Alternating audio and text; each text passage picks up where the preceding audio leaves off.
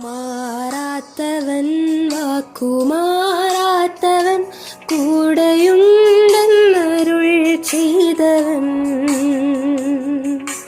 മാറുകില്ല, വാക്കുമാറുകില്ല, ഒരു നാളിലും കൈവിടില്ല. മാറുകില്ല, വാക്കുമാറുകില്ല, ഒരു നാളിലും കൈവിടില്ല. സുഭാഷിതം. ദൈവം നിങ്ങളുടെ പ്രവൃത്തിയും വിശുദ്ധന്മാരെ ശുശ്രൂഷിച്ചതിനാലും ശുശ്രൂഷിക്കുന്നതിനാലും തന്റെ നാമത്തോട് കാണിച്ച സ്നേഹവും മറന്നു കളവാൻ തക്കവണ്ണം അനീതിയുള്ളവനല്ല. For God is not unjust to forget your work and labor of love, which you have shown toward his name, in that you have ministered to the saints and do minister. വേദപുസ്തകം പല ആവർത്തി വായിച്ചിരുന്നിട്ടും ദീർഘകാലം എന്റെ ശ്രദ്ധയിൽ പെടാതിരുന്ന വാക്യമാണ് ഇന്ന് നാം ചിന്തിക്കുന്ന എബ്രായർക്കെഴുതിയ ലേഖനം 6-ാം അധ്യായം 10-ാം വാക്യം. ഒരിക്കൽ പ്രായമുള്ള ഒരു ദൈവദാസൻ ചില ദിവസങ്ങൾ ഞങ്ങളുടെ ഭവനത്തിൽ പാർത്തു. അദ്ദേഹം യാത്രയാകുമ്പോൾ ഈ വചനം പറഞ്ഞ് പ്രാർത്ഥിച്ചത് ഓർക്കുന്നു. മറ്റ് ലേഖനങ്ങളിൽ പറഞ്ഞിരിക്കുന്നത് പോലെ എബ്രായർ ലേഖനം ആർക്കാണ് എഴുതിയതെന്ന് ഇതിന്റെ ആരംഭത്തിൽ കാണുന്നില്ല. യഹൂദ ക്രിസ്ത്യാനികളെ ഉദ്ദേശിച്ചാണ് ഈ ലേഖനം എഴുതിയതെന്ന് പരക്കെ അംഗീകരിച്ചിട്ടുണ്ട്. നാം വായിച്ച വാക്യത്തിൽ ദൈവം മറന്നു കളയാത്ത ചില കാര്യങ്ങളാണ് എഴുതിയിരിക്കുന്നത്.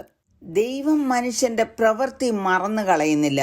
2 കൊരിന്ത്യർ 5-10 വാക്യത്തിൽ പൗലോസ് പറഞ്ഞിരിക്കുന്നത്, അവനവൻ ശരീരത്തിൽ ഇരിക്കുമ്പോൾ ചെയ്തത് നല്ലതാകിലും തീയതാകിലും അതിന് തക്കവണ്ണം പ്രാപിക്കേണ്ടതിന് നാം എല്ലാവരും ക്രിസ്തുവിന്റെ ന്യായാസനത്തിന്റെ മുമ്പാകെ വെളിപ്പെടേണ്ടതാകുന്നു.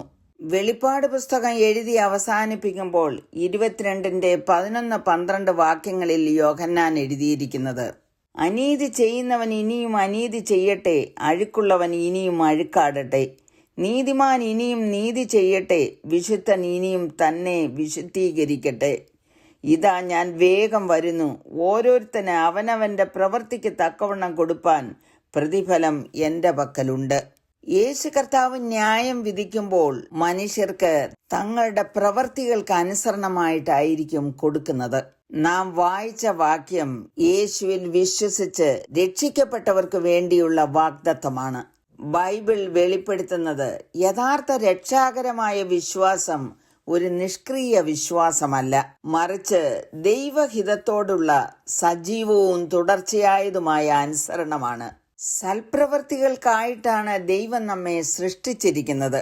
യാക്കോബ് 2:20 വായിക്കുന്നു, വ്യർത്ഥ മനുഷ്യ, പ്രവൃത്തിയില്ലാത്ത വിശ്വാസം നിഷ്ഫലമെന്ന് ഗ്രഹിപ്പാൻ നിനക്ക് മനസ്സുണ്ടോ?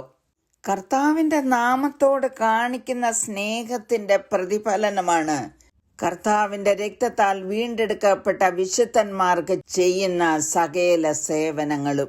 യേശു കർത്താവ് തന്റെ ശിഷ്യന്മാരോട് പറഞ്ഞത്, നിങ്ങളെ കൈക്കൊള്ളുന്നവൻ എന്നെ കൈക്കൊള്ളുന്നു, എന്നെ കൈക്കൊള്ളുന്നവൻ എന്നെ അയച്ചവനെ കൈക്കൊള്ളുന്നു. പ്രവാചകൻ എന്ന് വെച്ച് പ്രവാചകനെ കൈക്കൊള്ളുന്നവന് പ്രവാചകന്റെ പ്രതിഫലം ലഭിക്കും.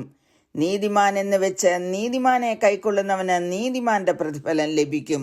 ശിഷ്യൻ എന്ന് വെച്ച് ഈ ചെറിയവരിൽ ഒരുത്തന് ഒരു പാനപാത്രം തണ്ണീർ മാത്രം കുടിപ്പാൻ കൊടുക്കുന്നവന് പ്രതിഫലം കിട്ടാതെ പോകയില്ല എന്ന് ഞാൻ സത്യമായിട്ട് നിങ്ങളോട് പറയുന്നു. തന്റെ നാമത്തോട് കാണിക്കുന്ന സ്നേഹം മറന്നു കളയുവാൻ തക്കവണ്ണം അനീതിയുള്ള ഒരു ദൈവത്തെ അല്ല നാം സേവിക്കുന്നത്. ദൈവം നീതിയുള്ളവനാണ്. അവിടുന്ന് വാഗ്ദത്തം ചെയ്യുന്നത് നിറവേറ്റുന്നതിൽ നീതിമാനും വിശ്വസ്തനും സത്യവാനുമാകുന്നു. നമ്മുടെ പ്രവർത്തികൾ ഒന്നും തന്നെ ദൈവം മറന്നു കളയുന്നില്ല. ദൈവം സർവജ്ഞാനിയാണ്. അവിടുത്തെ അറിവ് പൂർണ്ണമാകുന്നു. നാം ചെയ്യുന്ന പ്രവർത്തികളുടെ ആന്തരിക ഉദ്ദേശം എന്താണെന്നും ദൈവം അറിയുന്നു. പൗലോസ് എഴുതിയിരിക്കുന്നത്, വാക്കിനാലോ ക്രിയയാലോ എന്ത് ചെയ്താലും സകലവും കർത്താവായ യേശുവിന്റെ നാമത്തിൽ ചെയ്തും അവൻ മുഖാന്തരം പിതാവായ ദൈവത്തിന് സ്തോത്രം പറഞ്ഞും കൊണ്ടിരിപ്പീൻ. നന്മ ചെയ്യുവാനും കൂട്ടായ്മ കാണിപ്പാനും മറക്കരുത്. ഈ വക യാഗത്തിലല്ലോ ദൈവം പ്രസാദിക്കുന്നത്. നല്ല പ്രവൃത്തിക്കുള്ള പ്രതിഫലം വാങ്ങുവാൻ നമ്മെ തന്നെ സമർപ്പിക്കാം.